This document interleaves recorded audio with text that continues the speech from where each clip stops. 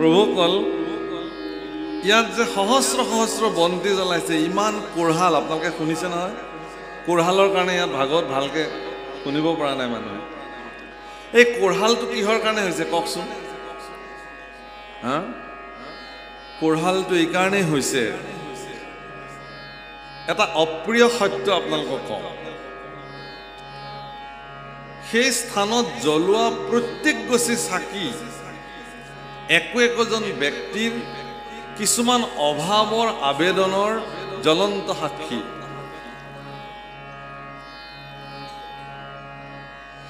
হে প্ৰভু, কাইলৈ ইণ্টাৰভিউ আছে মোৰ ল'ৰাটোৰ, তুমি চাবা। আৰু ল'ৰালৈকে পঢ়ক বা নপঢ়ক, সি ইণ্টাৰভিউত বহিবলৈ পঢ়িবওতো লাগিব।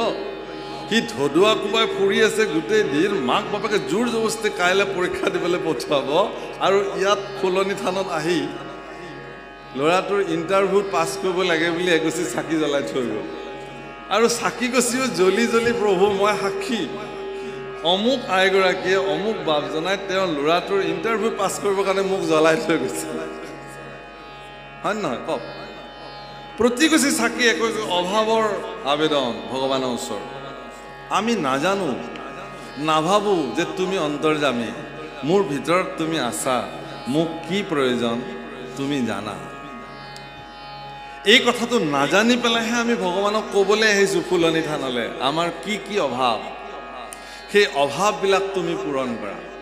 কাৰণ অভাৱৰ সীমা নাই, শেষ নাই।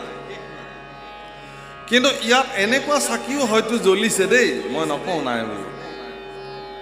এনেকুৱা কেইগছিমান চাকি ইয়াত জ্বলিব পাৰে, জ্বলিছে, যে হে ভগৱান, আজিৰ তাৰিখলৈকে তুমি মোক যিমান দিছা, মোৰ প্ৰয়োজনতকৈ তুমি মোক বেছিকৈ দিছা। তাৰ কাৰণে মই তোমাৰ ওচৰত কৃতজ্ঞতা জনাবৰ কাৰণে এই ভকতি প্ৰদীপ গছি তোমাৰ চৰণত প্ৰজ্বলিত কৰি দিবি দি এই মহা ফুলনি থানৰ মহাগুৰু আসনৰ দিব্য গুৰু আসনৰ সন্মুখত মই মোক সমৰ্পিত কৰিলোঁ তোমাৰ চৰণত। এনেকুৱা চাকি কিমান গছি জ্বলিছে বুলি আপোনালোকে ভাবে?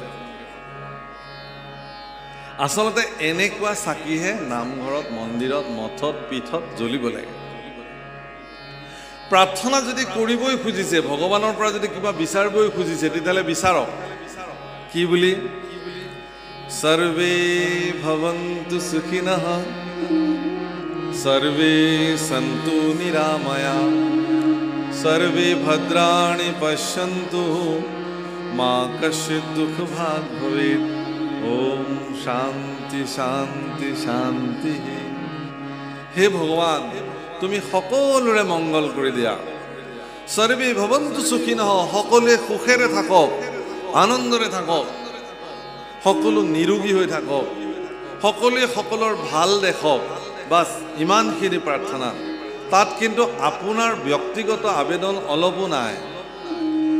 বাপসকল, আইসকল, যিজন ব্যক্তিয়ে আনৰ কাৰণে ভগৱানৰ ওচৰত প্ৰাৰ্থনা কৰিব পাৰে, সেইজন ব্যক্তিক ভগৱানে কি কৃপা নকৰিব বুলি ভাবে নেকি? যিজনে কেৱল নিজৰ স্বাৰ্থৰ কাৰণে ভগৱানৰ ওচৰত আহে, তেনেকুৱা স্বাৰ্থযুক্ত আবেদন ভগৱানে স্বীকাৰ নকৰিবও পাৰে। তৃতীয় স্কন্ধত ভক্তি যোগ বুলি এটি অধ্যায় ভগৱান কপিলে মাতৃ দেৱহূতিৰ আগত ভক্তি যোগৰ বৰ্ণন কৰিছে। তাত ভক্তিক দুই প্ৰকাৰে বিভাজিত কৰিছে, সগুণ ভকতি আৰু নিৰ্গুণ ভকতি। সগুণ ভকতিক মুখ্যতঃ তিনি প্ৰকাৰে ভাগ কৰিছে, তামসিক ভকতি, ৰাজসিক ভকতি আৰু সাত্বিক ভকতি। ইয়াৰে আচৰিত লাগে তামসিক ভক্তি সম্পৰ্কে পঢ়িলে। পৰক মাৰিবে পতি মনতো সংকল্প কৰে, দম্ভ বা মৎসৰ অতিশয়। ঐ তিনি প্ৰকাৰে ভক্তি কৰিলে সাত্বিক বুলি, নিষ্ঠে মই কহিলো। ক্ৰোধ ভেদত তিনিতে আছে, ক্ষমা কৰিব। তিনি প্ৰকাৰে মানে ভক্তি ক্ৰোধ বেধ তিনিতে আছয় কেনেকুৱা পৰক মাৰিবে প্ৰতি মনত সংকল্প কৰে মানে এনেকুৱা চাকিও মানুহ জ্বলাব পাৰে যে অমুকৰ মৃত্যু হওক অমুকৰ ক্ষতি হওক অমুক মানে বৰবাদ হৈ যাওক এনেকুৱা চাকিও মানুহ জ্বলাই ভগৱানৰ ওচৰত প্ৰাৰ্থনা কৰিব পাৰে এইটোক তামসিক ভক্তি বুলি কয় আৰু মই ভালে থাকিব লাগে ভাল খাব লাগে ভাল পিন্ধিব লাগে ভাল কৰিব লাগে এইটো ৰাজসিক ভক্তি পাপবিলাক মোৰ নাশ হওক ভগৱন্ত মোৰ প্ৰতি সুপ্ৰসন্ন হৈ থাকক এইটো সাত্বিক ভক্তি কিন্তু ইয়াকো প্ৰয়োজন নাই বুলি কৈছে গুৰুজনাই তেতিয়াহ'লে প্ৰয়োজন কি প্ৰয়োজন হ'ল একবিধ মাত্ৰ কোনো নিৰ্গুণ ভক্তি প্ৰভুকল নিৰ্গুণ শব্দৰ অৰ্থ গুণহীন নহয় নিৰাকাৰ শব্দৰ অৰ্থ আকাৰহীন নহয় নিৰাকাৰ মানে সকলো আকাৰ য'ৰ পৰা উৎপত্তি হৈছে সেই উৎসটোকে নিৰাকাৰ বোলে সেইকাৰণে আমাৰ ভগৱান আকাৰহীন নহয় আমাৰ ভগৱানৰ স্বৰূপ আছে বেলেগ কোনোবা ধৰ্মৰ ভগৱানবিলাকক আকাৰহীন বুলি কৈ আমাৰ ভগৱানৰ লগত মিলাবলৈ আহে নিমিলে কিন্তু আমাৰ ভগৱানৰ আকাৰ আছে মহাপুৰুষ শংকৰদেৱ গুৰুজনাই কীৰ্তনৰ ধ্যান বৰ্ণনৰ দ্বিতীয় কীৰ্তনত ভগৱানৰ সম্পূৰ্ণ উপাস্য মূৰ্তি মন্ত্ৰময়ভাৱে বাণীময়ভাৱে নিৰ্মাণ কৰিছে চৰণৰ পৰা শিৰলৈকে বৰ্ণন কৰিছে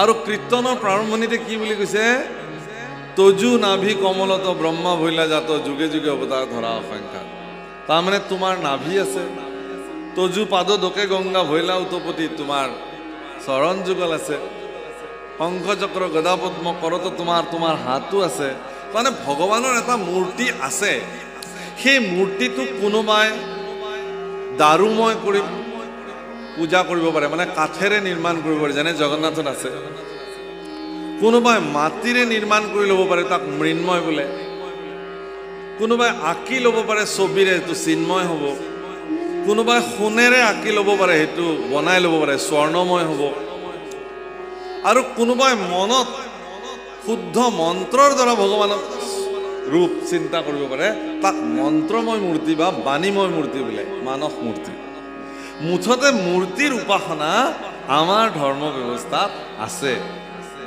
মাত্ৰ ভিন্ন ব্যৱস্থাত ভিন্ন ধৰণে ভগৱানৰ মূৰ্তিক মানুহে উপাসনা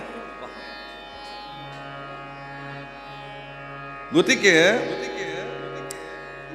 আমি ভগৱানক বাংময় মূৰ্তি ঈশ্বৰৰ মানস মূৰ্তি হৃদয়ত আমি ধ্যান কৰোঁ মহাপুৰুষে এইটো আমাক ব্যৱস্থা দিছে এতিয়া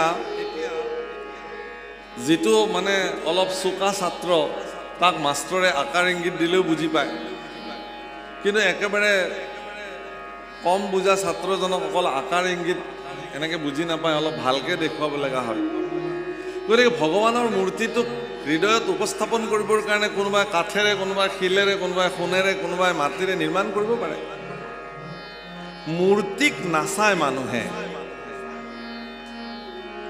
মূৰ্তিৰ ভিতৰত থকা চৈতন্য স্বৰূপক মানুহে দৰ্শন কৰে সেইকাৰণে দেখা আৰু চোৱাৰ মাজত পাৰ্থক্য আছে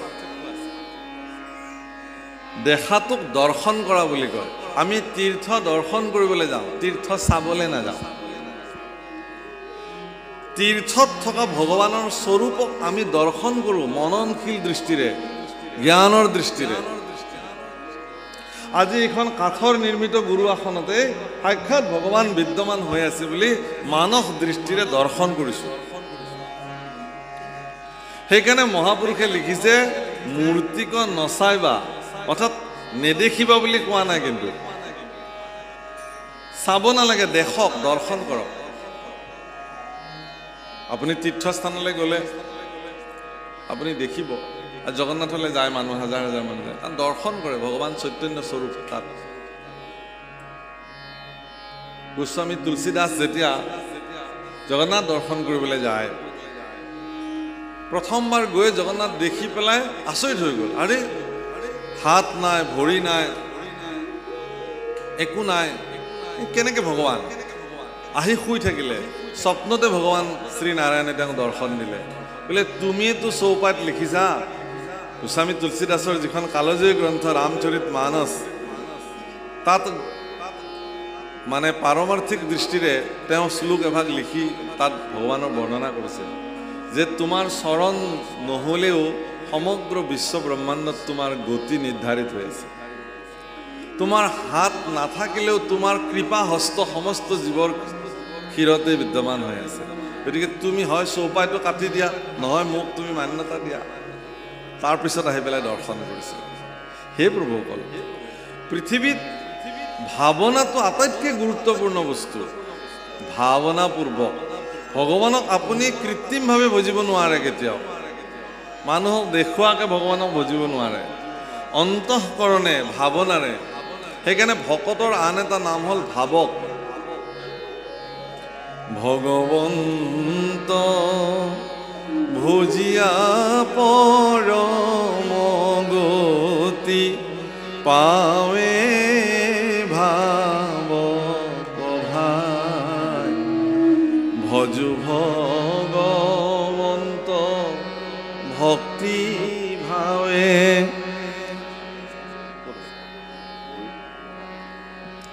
ভগৱন্ত সেই ভাৱক ভাই, ভকতসকলক ভাৱক বুলি কৈছে। আপোনালোকৰ ভিতৰত ভাৱনা জাগৃত হয় কাৰণে আপোনালোক ভাৱক। যদি ভাৱনাই জাগৃত নহয়, কেৱল চঞ্চল মনৰ দ্বাৰা কেতিয়াও ভগৱানক বুজিব নোৱাৰে। ভাৱনাৰ দ্বাৰাহে ভগৱানক, ভাৱনাপূৰ্বক। সেইকাৰণে ভাৱনাক জাগৃত কৰিবৰ কাৰণে মহাপুৰুষে ভাওনাৰ সৃষ্টি কৰিছিল। আমাৰ গাঁৱৰে ল'ৰা, আমুকৰ ল'ৰা, কিন্তু ভাওনাত যেতিয়া কৃষ্ণ হৈ ওলালে তেতিয়া আৰু আমুকৰ ল'ৰা বুলি নাচায়, সাক্ষাৎ ভগৱান বুলি সেৱা কৰে।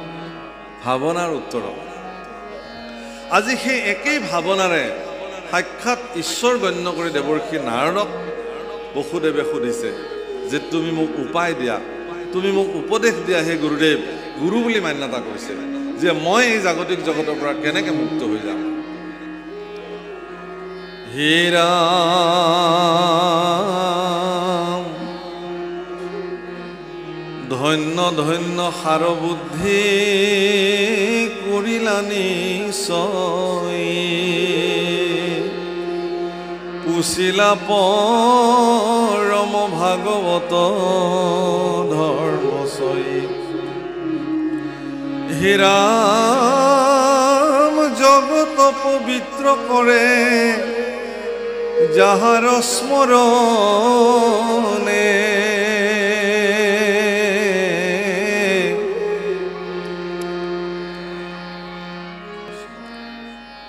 আৰ কহু তাক বসুদেৱ শুনায় ক মনে।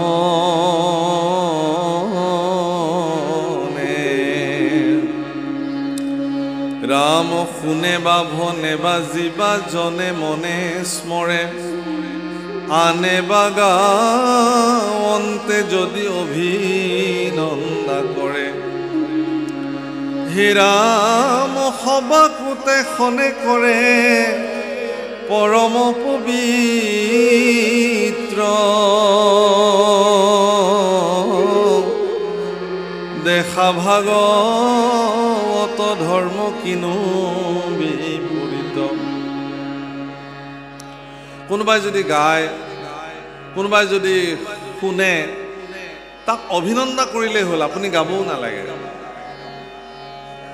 তাতেই জগত পবিত্ৰ হৈ যায়। আপুনি নিজে গাব নোৱাৰিব পাৰে, কোনোবাই কৃষ্ণ গুণ গাইছে, আপুনি গৈ তেওঁক প্ৰশংসা কৰক, বাহ বৰ ধুনীয়া কৃষ্ণ কথা কৈছে, আপোনাৰ তাতেই পুণ্য সঞ্চয় হ'ব। হে বসুদেৱ, তোমাৰ জীৱন ধন্য, কাৰণ তুমি সিদ্ধান্ত গ্ৰহণ কৰিলা। যি সিদ্ধান্ত তুমি গ্ৰহণ কৰিছা ই অতিকে উত্তম সিদ্ধান্ত।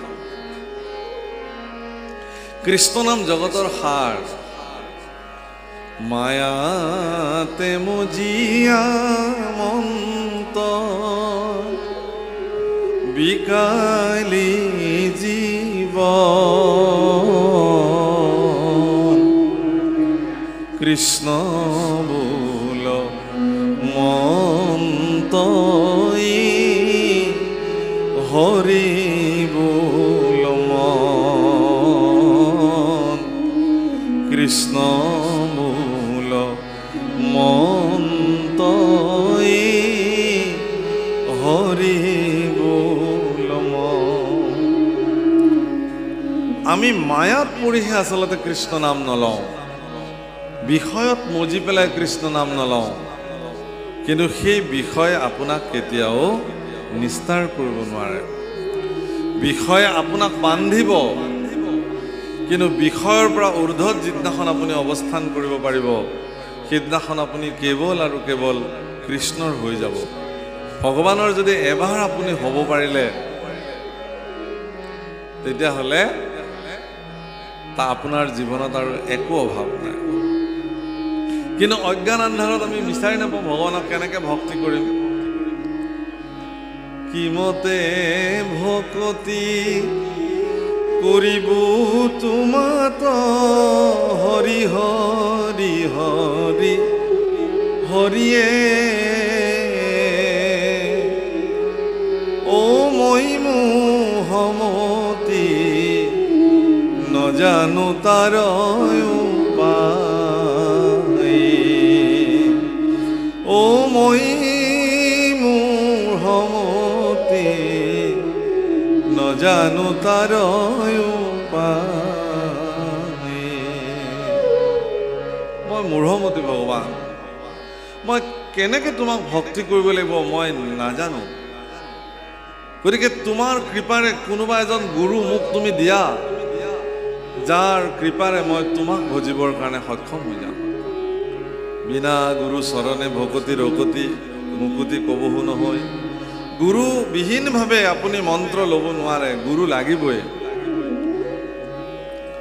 সেইকাৰণে একাদশ স্কন্ধত মহা ঈশ্বৰ পুৰুষে উদ্ধৱৰ আগত বৰ্ণন কৰিছে আমাক চিনাওৱে গুৰু কৃপাময়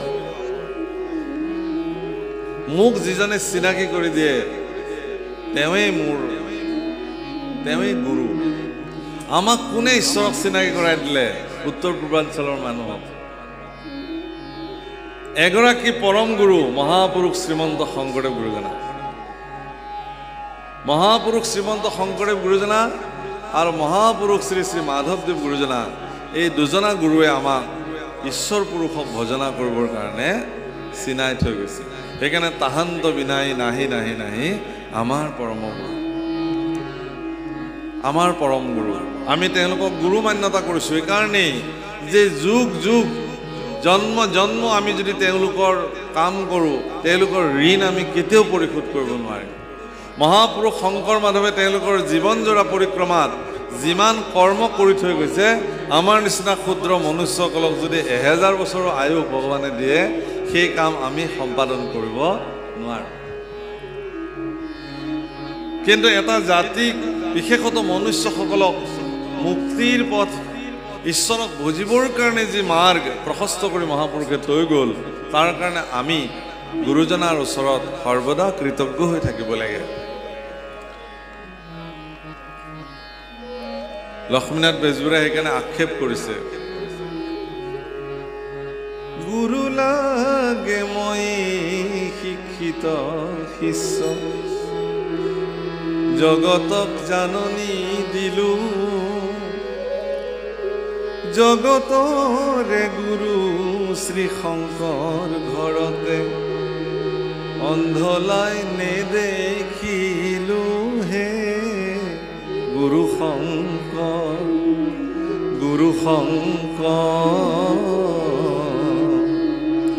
প্ৰেম প্ৰেম বুলি জগতে ঘূৰিলো ঘৰতে আছিলে প্ৰেম ধনে ধনে কৰি ঢাপলি মেলিলো হিয়াতে পৰমে ধনে হে গুৰু শংকৰ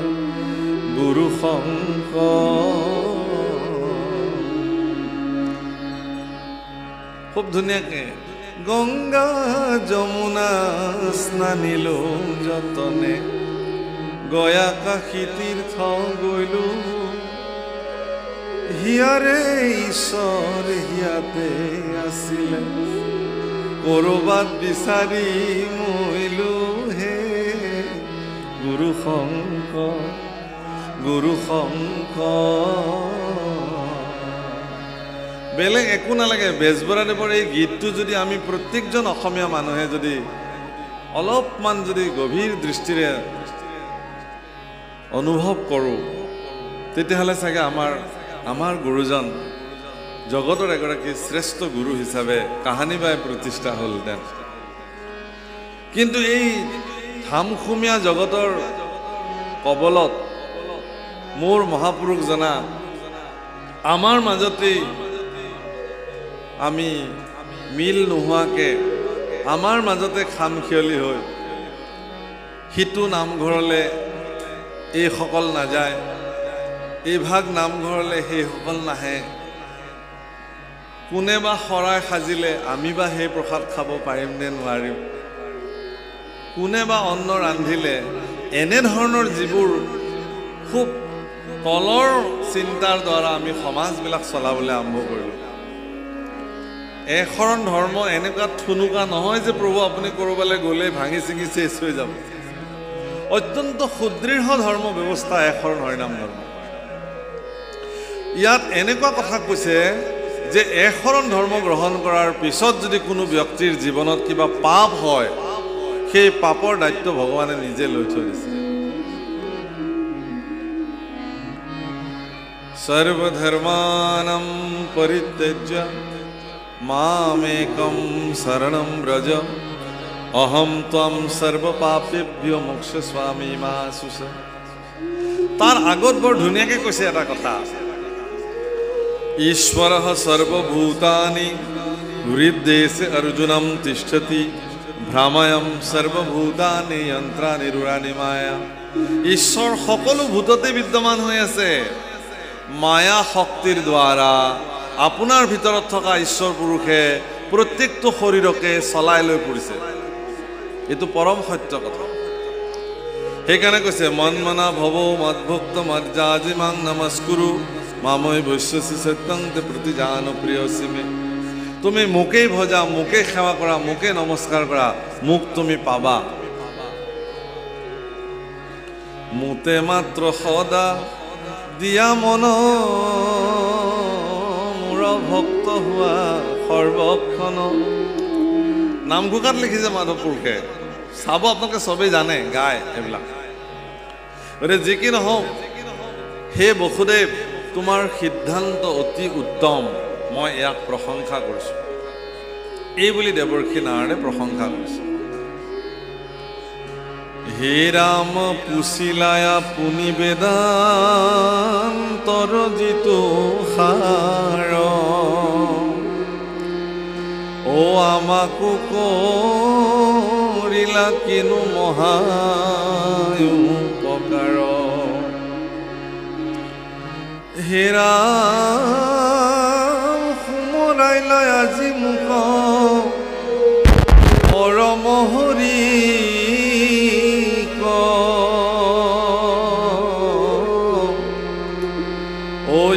দেখে মনে মিলে আনন্দ অধিক। মোক তুমি ঈশ্বৰক সোঁৱৰিবৰ কাৰণে সুযোগ দিলা। হে বাপসকল, আজি যদি ফুলনি থানৰ বাপসকলে এই অভাজনক যদি ইয়ালৈ আমন্ত্ৰণ নকৰিলেহেঁতেন, তেতিয়াহ'লে এইখিনি সময় মই হয়তো কিবা বেলেগ কথা পাতি থাকিলোহেঁতেন। গতিকে এই যে 7 বজাৰ পৰা এতিয়ালৈকে ভাগৱত সন্মুখত লৈ কেৱল আৰু কেৱল কৃষ্ণ গুণ গাই আছোঁ, এই সুযোগকণ যে আপোনালোকে দিলে, তাৰ কাৰণে আপোনালোকে বাৰু মোক ধন্য কৰা নাইনে? কৃপা কৰা নাইনে? যদি এইখিনি সুযোগ নেপালোহেঁতেন, এইখিনি সময় হয়তো মই বিষয় কৰ্মত মজি থাকিলোহেঁতেন। কিন্তু মোৰ এই জীৱনৰ যিখিনি সময় ইয়াত বহি এই সপ্ত বৈকুণ্ঠ স্বৰূপ গুৰু আসনৰ সন্মুখত দিব্য ভক্তি প্ৰদীপ প্ৰজ্বলিত হৈ আছে, আৰু আপোনাসৱৰ দৰে বৈকুণ্ঠৰ পাৰিষদ স্বৰূপ ভক্তসকলৰ শ্ৰীচৰণত আমাৰ দৰে এজন মূঢ়মতীয়ে কৃষ্ণ কথা অনৰ্গল কৈ থকাৰ কাৰণে মোৰ জীৱনৰ এই সময়কণ মোৰ আয়ুস কালৰ কাৰণে অত্যন্ত মূল্যৱান সময় হিচাপে হিচাপ হ'ব, বিবেচিত হ'ব।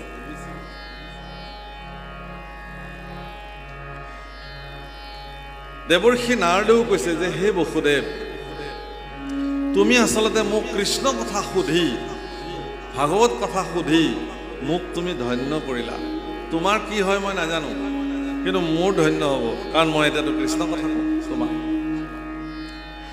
ঘৰলৈ কোনোবা ভক্ত আহিছে, আপুনি পাদ্যৰ্ঘে পূজি তেওঁ সেৱা লৈছে, লৈ সুধিছে বাপ ক'ৰ পৰা কেনেকৈ অহা হ'ল? বোলে অকণ বজাৰলৈ আহিছিলোঁ, বোলে এবাৰ আপোনাৰ তাতে সোমাই যাওঁ, বৰ ভাল কৰিলে। কিয় বা অহা হৈছিলে বজাৰলৈ? বোলে ৰুম এটা বঢ়াব খুজিছোঁ নহয়, চিমেণ্ট নিবলৈ আহিছিলোঁ। বোলে চিমেণ্টৰ দাম এতিয়া কিমান? এইবাৰ চিমেণ্টৰ পৰা গৈ ৰ'দত পৰিলে, ৰ'দৰ পৰা গৈ মিস্ত্ৰীত পৰিলে, মিস্ত্ৰীৰ পৰা গৈ কিবাত পৰিলে। ভকত ঘৰলৈ আহিছে, আপুনি আৰু ভকতৰ মাজত যিখিনি সময় আলোচনা হ'ল, চাহ পানী আহিল, খালোঁ। আলোচনাটোৰ সাৰমৰ্ম কি? কংক্ৰিট, ৰদ, চিমেণ্ট, বালি, মিস্ত্ৰী ইত্যাদি, শেষ। কিন্তু বৈকুণ্ঠৰ পাৰিষদ স্বৰূপ ভক্ত আপোনাৰ ঘৰলৈ আহিছে, আপোনাৰ দায়িত্বটো কি? যে হে বাপ, যি কাৰণতে নাহক কিয়, আপুনিতো এগৰাকী ভক্ত হিচাপে আমাৰ ঘৰলৈ আহিলে, গতিকে আপোনাৰ শ্ৰীমুখে অকণমান কৃষ্ণ কথা শুনিম, যি জানে তাকে কওক। তেওঁ যি জানে তাকে ক'ব, আৰু আপুনিও সেইখিনিকে পৰম প্ৰসাদ হিচাপে গ্ৰহণ কৰক। সেইকাৰণে দেৱৰ্ষি নাৰদ যেতিয়া বসুদেৱৰ ঘৰত আহি ওলাইছে, বসুদেৱে বোলে এই সুযোগটো মই নেৰোঁ, কাৰণ জগতৰ এগৰাকী প্ৰসিদ্ধ গুৰু দেৱৰ্ষি নাৰদ, যিয়ে ব্যাসৰ মানসিক বেমাৰ ভাল কৰিব পাৰে, তেনেকুৱা এগৰাকী ধ্ৰুৱৰ যিজনে গুৰু হ'ব পাৰে, প্ৰহ্লাদৰ যিজনে গুৰু হ'ব পাৰে, তেনেকুৱা এগৰাকী পুৰুষ আহি মোৰ সন্মুখত বিদ্যমান হৈছে। এতেকে তেওঁৰ পৰা মই কৃষ্ণ কথা নিশ্চয় শুনিব লাগিব। গতিকে তুমি ধন্য কৰিলা মোকো,